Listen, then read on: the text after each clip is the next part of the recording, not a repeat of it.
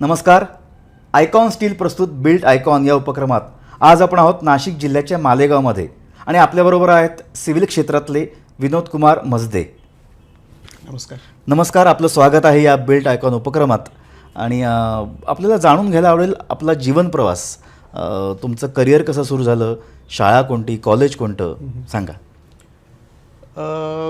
शाळा तर माझी मालेगावमधली KBH हायस्कूल इथून स्टार्ट झालं आणि त्याच्यानंतर मग मी डिप्लोमाला ॲडमिशन घेतलं KBH पॉलिटेक्निकला मालेगाव. 2002 नंतर मग 2005पर्यंत मग डिप्लोमा कंप्लीट झाला. डिप्लोमा कंप्लीट झाल्यानंतर मग त्याच्यानंतर मी काही गव्हर्मेंट कॉन्ट्रॅक्ट घ्यायला सुरुवात केली. सर, या क्षेत्रामध्ये येण्यासाठी म्हणतो ना की एक पाठबळ म्हणा किंवा एक प्रेरणा म्हणा, तर ती तुम्हाला कोणाकडनं मिळाली? म्हणजे तुम्ही कुठल्या विचाराने या क्षेत्रामध्ये आलात? पाठबळ तर ते वडिलांचंच होतं. वडिलांना आधीपासून वाटत होतं की आपला मुलगा सिव्हिल इंजिनियर व्हावा, असं कन्स्ट्रक्शन क्षेत्रात यावं. त्याच्यानंतर आणि मलाही थोडा चांगला इंटरेस्ट होता त्याच्यामध्ये, सिव्हिलमध्ये. आणि हळूहळू जसं म्हणजे काहीतरी म्हणतात ना, आपलं स्किल यूज करावं कुठेतरी, आपल्या जे पॅशन आहे आपलं त्याचा यूज कुठेतरी व्हायला पाहिजे, त्याच्यामुळे मी या क्षेत्रात पडलो. सर, तुम्ही जवळजवळ किती वर्ष या क्षेत्रामध्ये आहात आणि आत्तापर्यंत किती प्रोजेक्ट्स तुम्ही हँडल केलेत? मी तर जवळजवळ आता 20-1 वर्ष झाले आहेत मला याच्यामध्ये. आणि त्याच्यानंतर तर मग माझा एक साईड बिझनेस पण आहे एक्सपोर्टचा. ते काही नाही, हे माझं बिल्डरशिप चालू असतं. तर त्याच्यातले मी 2 मोठे प्रोजेक्ट केलेले आहेत. एक ओंकार पार्क नावाचा आणि आता सध्याचं चालू आहे माझा स्वर्णधाम म्हणून. जवळजवळ एक पहिलाच प्रोजेक्ट आहे मालेगावमध्ये, तो गार्डन व्हिलाज म्हणून 4 BHK आहे, सेपरेट गार्डन प्रत्येकाला. मालेगावात असं कन्सेप्ट फर्स्ट टाईम आणलेलं मी. जसं तुम्ही आता मालेगावमध्ये एक फर्स्ट टाईम काहीतरी इंट्रोड्यूस करताय, तसं तुमचं जो फर्स्ट इनिशियल डेज जे होते तुमचे कामाचे, करिअरचे, तर त्यावेळेसचा स्ट्रगल कसा होता सर? म्हणजे तुम्हाला पहिला प्रोजेक्ट मिळवताना काय काय अडचणी आल्या? अडचणी तर असं होतं की आता हे बघा, नवीन ज्यावेळेस आपण कुठलाही प्रोजेक्ट स्टार्ट करतो तर त्यावेळेस आपलं हळूहळू स्टार्टिंगला म्हणजे आपल्याला सगळं ते नेटवर्क बिल्ड करावं लागतं. नेटवर्क बिल्ड केल्यानंतर मग सगळं काही आता प्रोजेक्ट नेमकं मालेगावमध्ये कुठे स्टार्ट करावा, कारण का लोकांची मानसिकता काय आहे. आपल्याला जर आपण कन्स्ट्रक्शन क्षेत्रामध्ये पडलो आहोत तर एखाद्या म्हणजे मिडल क्लास फॅमिली आहे, त्याला जर नवीन घर घ्यायचं असेल तर त्याचं ते इकॉनॉमिकल कंडिशन त्याला म्हणजे तो किती हे करू शकतो त्याचे समजून घ्या की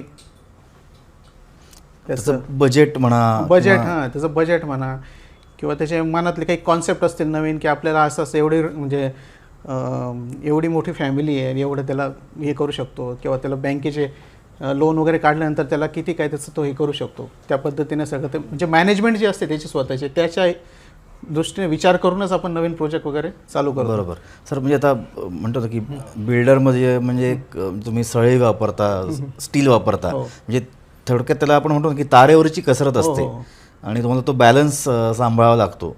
तसा तो बजेटचा बॅलन्स असेल किंवा क्वालिटीचा बॅलन्स असेल आणि कस्टमरच्या सॅटिस्फॅक्शनचा पण एक बॅलन्स तुम्हाला ठेवायला लागतो. तर सर, थोडंसं फ्लॅशबॅकमध्ये परत एकदा जाऊन तुमचा एक आयकॉनिक प्रोजेक्ट कोणता की ज्याच्यासाठी तुम्हाला तुमच्या कस्टमरने एक छान फीडबॅक दिला किंवा जास्त तुमच्या लक्षात राहिलेला एखादा प्रोजेक्ट? सध्याचा माझा जो रेग्युलर आता जो कंटिन्यू चालू आहे, जो प्रोजेक्ट आता चालूच आहे तो कोणता प्रोजेक्ट? स्वर्णधाम म्हणून हा प्रोजेक्ट. स्वर्णधाम. तर त्या प्रोजेक्टचा असं आहे की मी हा प्रोजेक्ट अशा एरियामध्ये हे केला की तिथे लोक प्लॉटसुद्धा घेत नव्हते किंवा एवढे रेट नव्हते त्या प्लॉटला तिथे.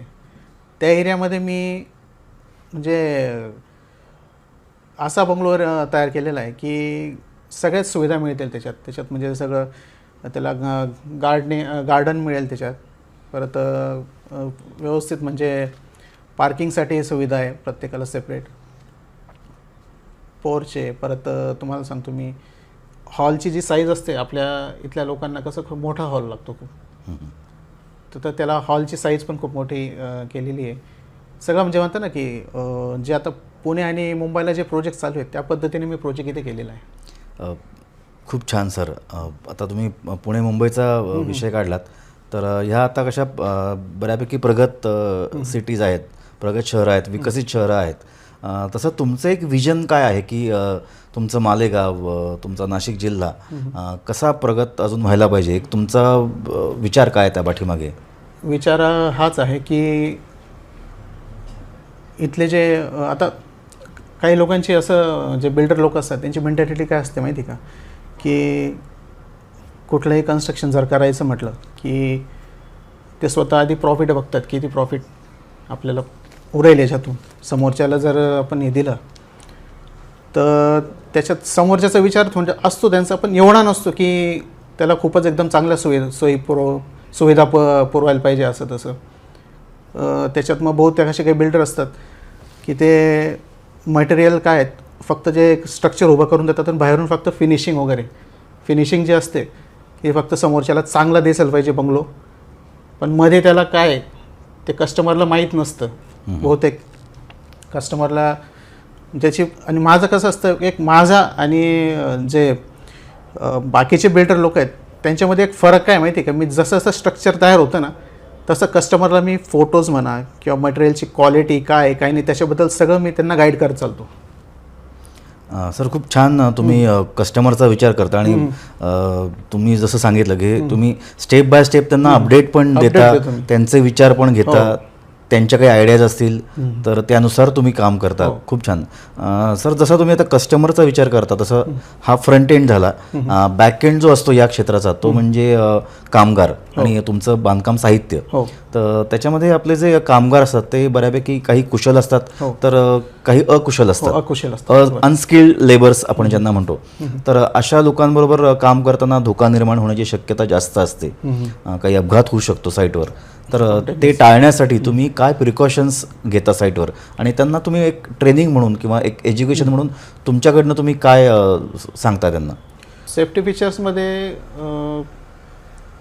तर ह्या गोष्टी तर काय याच्यात हे नाही राहत जास्त एवढे आमच्या याच्यामध्ये. जे खूप मोठे प्रोजेक्ट असतात त्याच्यात आपण हे करू शकतो. बरोबर, हरकत नाही सर. तुम्ही जेव्हा कारण का ते जे असतं ना ते सगळं जे आमचे जे लेबर कॉन्ट्रॅक्टर असतात ते सगळं बघतात. अच्छा, म्हणजे तुम्ही एक साईट सुपरवायझर म्हणा किंवा एक साईट इन्चार्ज तुम्ही नेमता आणि मग त्याच्या थ्रू सगळं हँडल करता. हरकत नाही. बिल्डर तर हे नाही करू शकत. बरोबर.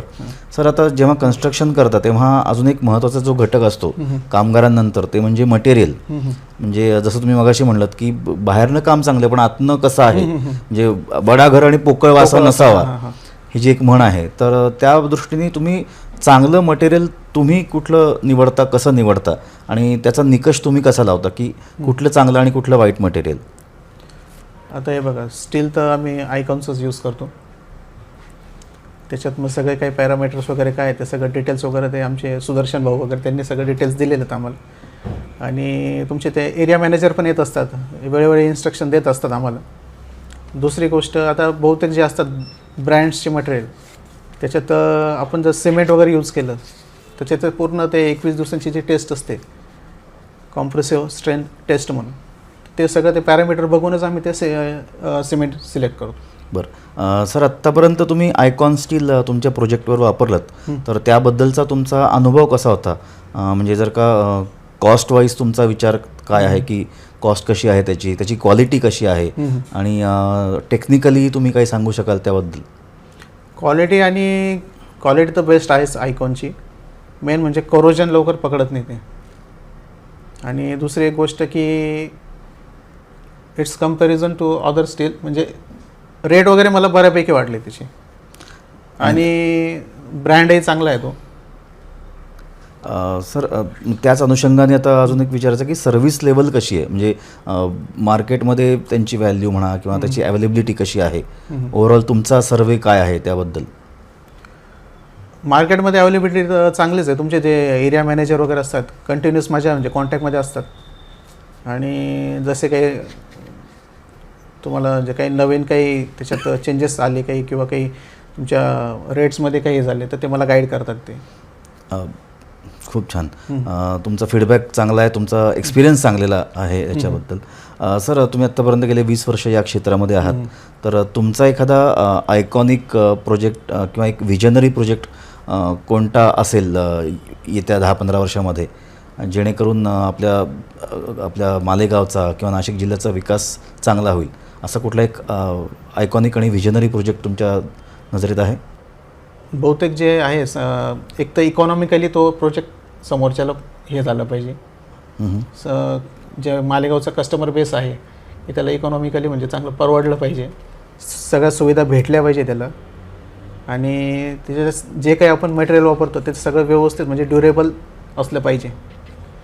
त्या पद्धतीने आता बहुतेक आता कस्टमरचे जे असतात ना, आपण जर कस्टमर बघायला गेलं तर ते प्रत्येक कस्टमरचे नीड्स वेगवेगळे असतात. ते काही जे आपले मालेगावच्या जवळपास जे आहे जो आपण म्हणतो ना विलेज एरिया आहे, ते विलेज एरियाचं तिथले कस्टमर थोडे वेगळे असतात. आपले जर थोडे बघायला गेलं आपल्या शहरातले काही कस्टमर वेगळे असतात, किंवा खूप एकदमच जर काही इकॉनॉमिकली स्ट्रॉंग कस्टमर असतात तर त्यांचे काही नीड्स वेगळे असतात. त्या पद्धतीने हे करून आणि समोरच्यांचे फीडबॅकसुद्धा घेऊन त्या पद्धतीनेच मी पुढचा प्रोजेक्ट स्टार्ट करणार आहे. बरं, हरकत नाही. सर, तुम्ही मालेगावचे आहात, नाशिक जिल्ह्यामध्ये प्रशासनाचा पण एक सक्रिय सहभाग आहे आणि या सिव्हिल लाईनमध्ये त्यांचं पण योगदान असतं. तर त्या दृष्टीने प्रशासनासाठी तुमचे काय विचार आहेत किंवा काय सुधारणा केली पाहिजे तुमच्या मालेगावची, नाशिक जिल्ह्याची, जेणेकरून पुणे, मुंबई, इतर शहरांसारखा एक विकसित विभाग म्हणून तिची एक नवीन ओळख निर्माण होईल? तर एक सल्ला काय तुम्ही देऊ शकता एक सिव्हिल इंजिनियर म्हणून? प्रशासनाचं तर चांगलं म्हणजे मालेगाव आतापर्यंत चांगलं आहे, पण फक्त जेवढंच आहे की आता जे काही जो भाग मालेगावमध्ये गेलेला आहे, जसं भायगाव एरिया आहे, निळगाव आता तो अजून गेलेला नाही आहे, पण त्याच्या आसपासचा जो एरिया आहे तिथे जरा चांगल्या सुखसुविधा पुराव्यात, असं करून म्हणजे जेणेकरून तो जो एरिया आहे चांगल्या पद्धतीने डेव्हलप होईल तो. आणि स्वच्छता सगळ्यात महत्त्वाचं, स्वच्छता. आणि मालेगाव जे आहे धुळीचं साम्राज्य खूप आहे, ते धूळ कमी करण्यासाठी, त्याच्यामुळे कसं आहे की फ्युचरमध्ये जसं काही ते आपण जर बघितलं नाशिकला किंवा याला मुंबईला, तर ते फुटपाथला पण ते पेविंग ब्लॉक वगैरे असतात. तसं ते पेविंग ब्लॉक वगैरे जर प्रत्येक गोष्टी याच्यात रोड वगैरे केलं तर ते धूळ वगैरे कमी होईल. खूप चांगला तुम्ही सल्ला दिलात की पेविंग ब्लॉक जर का लावले तर कदाचित धुळीचं प्रमाण कमी होईल आणि त्याचप्रमाणे ग्रीन सिटी पण जास्त व्हायला पाहिजे, जेणेकरून धूळ जास्ती ॲब्झॉर्ब होईल आणि स्वच्छ, सुंदर आणि शुद्ध हवा होईल आपली. सर, जातात एक शेवटचा प्रश्न. तुम्हाला जवळजवळ 20 वर्षांचा अनुभव आहे, तर या क्षेत्रात जे नवीन सिव्हिल इंजिनियर्स येत आहेत किंवा ज्यांना यायची इच्छा आहे, तर त्यांच्यासाठी एक मित्र इंजिनियर म्हणून तुम्ही एक वन लाईनर संदेश काय देऊ शकाल या प्लॅटफॉर्मवरनं? त्यांनी कसं काम केलं पाहिजे किंवा कुठल्या विचारांनी या क्षेत्रात आलं पाहिजे, जेणेकरून सर्वांगीण विकास होईल आपल्या गावाचा, जिल्ह्याचा आणि राष्ट्राचा? कुठल्याही इंजिनियरने, बिल्डरने एक समोरच्याला आपण हेल्प करतोय त्याच पद्धतीने त्यांनी बिझनेस केला पाहिजे. फक्त एक आपण प्रॉफिट कमवायचं आहे म्हणून समोरच्याला आपण काहीतरी बनवून देतोय त्या पद्धतीने नाही त्यांनी हे करायला पाहिजे. हेल्प करतो म्हणजे कसं आहे की त्याच्या समोरच्याचे नीड्स पण त्यांनी समजल्या पाहिजे. की काही जे बिल्डर्स असतात ना, बहुतेक, आता मी सगळेच नाही म्हणत, की फक्त काय एक प्रॉफिट म्हणून ते समोरच्याला म्हणजे काही बनवून द्यायचं, पण एक काहीतरी गळ्यात पाडून द्यायचं. मग भले ते एक तर कम्युनिकेशन स्किल असेल त्यांचं, नंतर काय माहिती आहे का, एकदा ते समोरच्याचे खरेदी झाल्यानंतर, लोन्स चालू झाल्यानंतर त्याला समजतं कस्टमरला की नाही आपण कुठेतरी म्हणजे गंडवलं गेलो होतो. एक चांगला आणि प्रामाणिक विचार तुम्ही मांडलात या प्लॅटफॉर्मवर. तर हे होते विनोद कुमार मसदेजी, ज्यांनी एक छान विचार मांडला की कुठलंही काम करताना या क्षेत्रामध्ये जबाबदारी झटकून नाही तर जबाबदारी अंगावर घेऊन तुम्ही काम करा, जेणेकरून तुम्ही पण आनंदी राहाल आणि जो तुमचा कस्टमर आहे तो पण आनंदी राहील. विनोद कुमारजी, तुम्ही या बिल्ड आयकॉन या उपक्रमात आज इथे उपस्थित राहिलात, वेळात वेळ काढून, त्याबद्दल अनेक धन्यवाद. आयुष्यात तुमच्याकडून भरपूर आयकॉनिक प्रोजेक्ट्स घडो अशा आयकॉन स्टीलकडून आयकॉनिक शुभेच्छा तुम्हाला. धन्यवाद.